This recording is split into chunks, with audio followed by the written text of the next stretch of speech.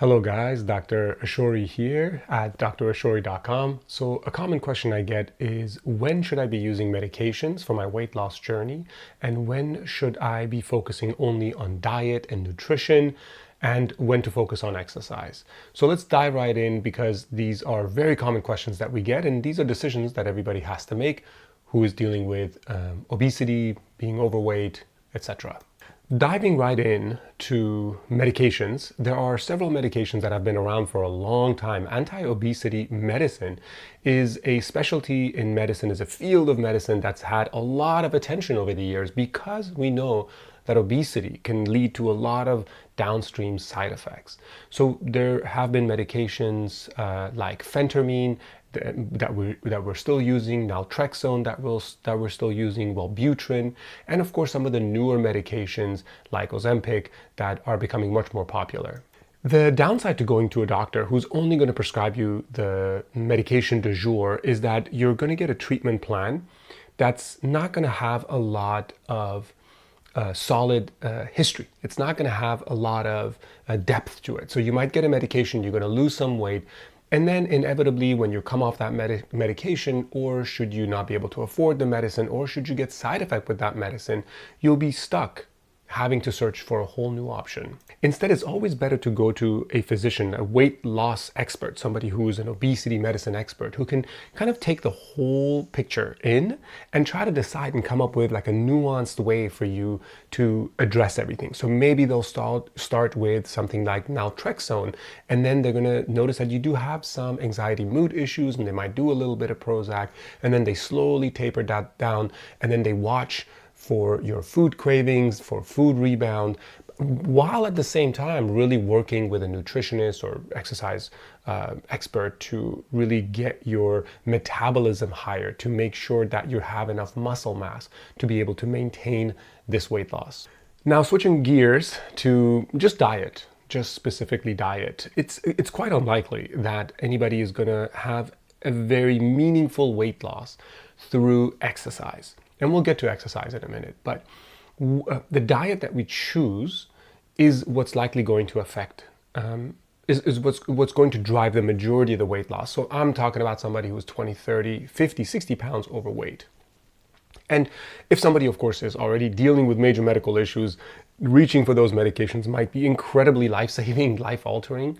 But if there's not a whole lot going on, and if it's mostly habit and maybe motivation, I think it's still good to work within the dietary realm, because the dietary realm also actually includes quite a lot of emotion and past experiences, things we've experienced as kids, as children, emotional stuff that we're bringing to the table. All of that is really part of the diet plan. The patients who have had the best success with dietary interventions have been those who never focused on a very restrictive diet. Instead, they really decided that, okay, I just gotta eat what I like to eat what is good for my body, eat a little bit intuitively, as we say, and try to just manage portions. So for example, I know that I like certain, maybe more processed foods, very tasty foods, salty, fatty, sugary foods. But I also know that these other foods are very important to me. I need to have my vegetable fruits, healthy proteins, lean proteins and healthy fats in my diet. So how do I make sure that I get enough of this while getting a little bit of the good stuff? And that's why for a lot of my patients and health coaching clients, I try to avoid a very restrictive diet. Right off the bat, we're not excluding anything. You eat what you think you need to eat, but you're really sitting with the emotions, feeling how you're feeling. Why are you craving what you're craving? Not like to overanalyze it and to the point of like not even enjoying what you're eating, but really just becoming aware of where did these dietary habits come from? Are they mine? Or did I pick them up from a parent?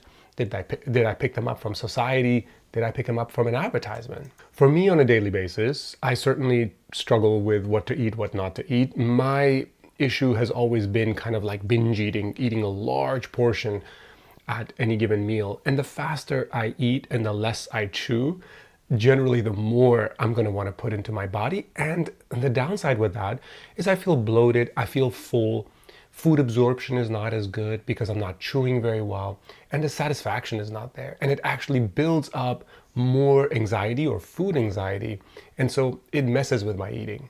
In the past with my patients, we experimented with keto diets, carnivore diets, vegan diets, and all sorts of Mediterranean diets, paleo diets. But I think if any of those diets make a lot of sense, it's perfectly fine to stick with them. And if those are diets that are so natural to you that you're like, that's just the way I normally eat anyway.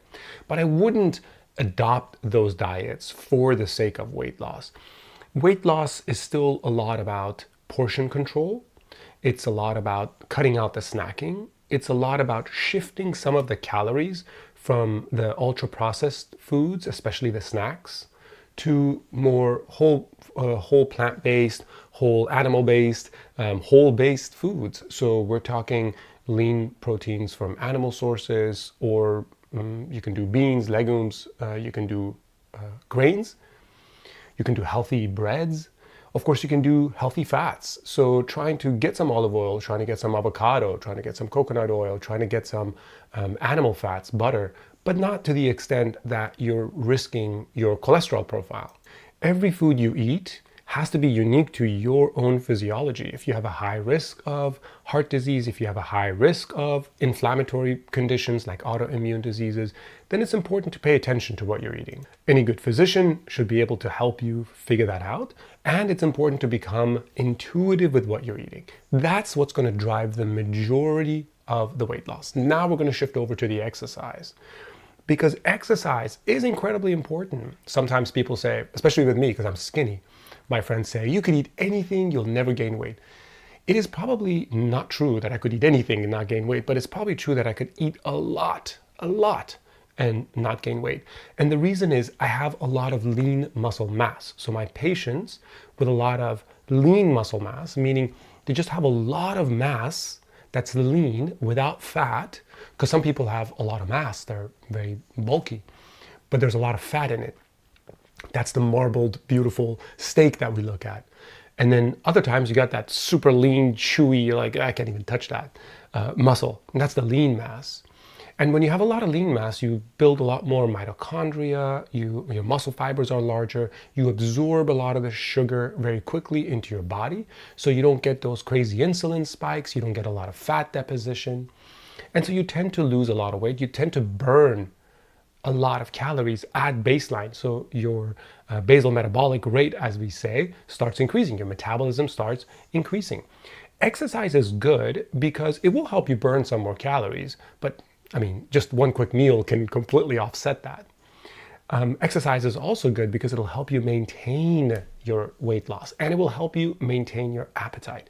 Exercise is very good for appetite control, not so much so that you're trying to starve yourself. The point is that sometimes when we're very sedentary and not doing much, and maybe if there's also a little bit of stress involved, exercise can kind of decrease that severity of it. And it can help you curb your appetite. It can help you burn a little bit more calories.